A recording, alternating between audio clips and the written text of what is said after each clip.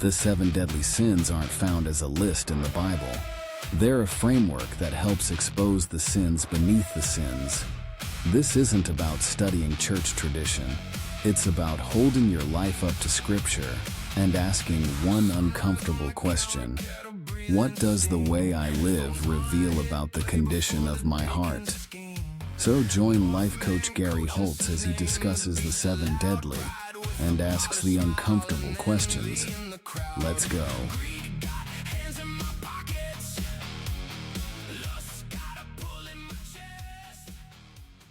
Good morning and welcome back to the Northman Coaching's 7 Deadly Sin series. And I'm your host, Gary Holtz. Last episode, I said something that made some people uncomfortable. Good, because comfortable people rarely change. If I say something today that sits funny or resonates with you, then please like and subscribe. Share with whoever might need or enjoy this. Today, we're talking about the sin that sits at the top of every other deadly sin. Pride, not confidence, not healthy self-respect, but pride. Because pride is a sin that convinces you that you don't have a sin problem. It tells you that you are doing fine. It tells you that everyone else needs to change. It tells you that if people would just listen to you, the world would be a better place. Pride does not usually scream. It whispers, you're good. It whispers, you already know. It whispers, you don't need correction. It whispers, you've earned this. And before long, you stop listening to God because you have become the loudest voice in your own life. Listen to what God says through Ezekiel. A priest do violence to my law and profane my holy things. They do not distinguish between the holy and the common. They shut their eyes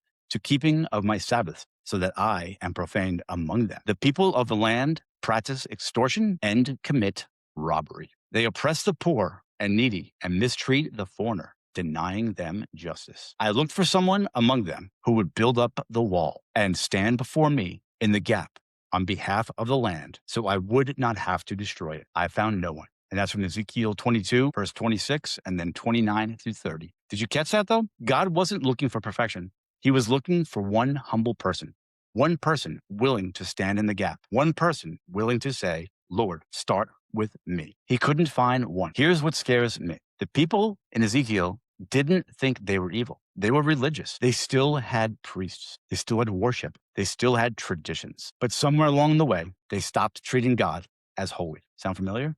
Today, we don't reject God. We simply replace him.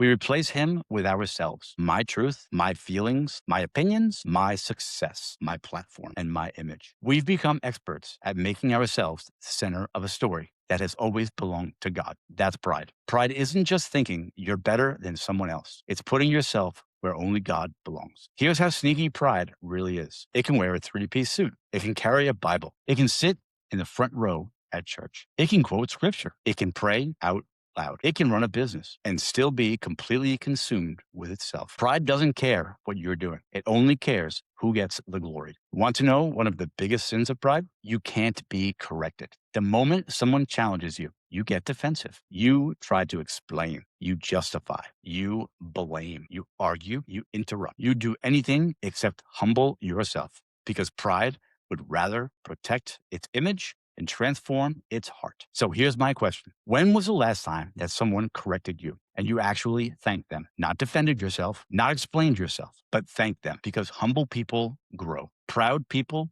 protect. God said, I searched for someone to stand in the gap, and I found no one. Don't let that be said about us. Our families don't need more men who are always right. They need men who are humble enough to admit when they are wrong. Our churches do not need bigger egos. They need broken hearts. Our culture doesn't need louder voices. It needs men willing to kneel before God before they ever stand before people. Here's what I want you to wrestle with today. Where has pride convinced you that you no longer need God or anyone else? Where have you stopped listening? Where have you become unteachable? Where have you confused confidence with self-sufficiency? Pray about it. Sit with it. Do not defend it, because pride doesn't just keep you from changing.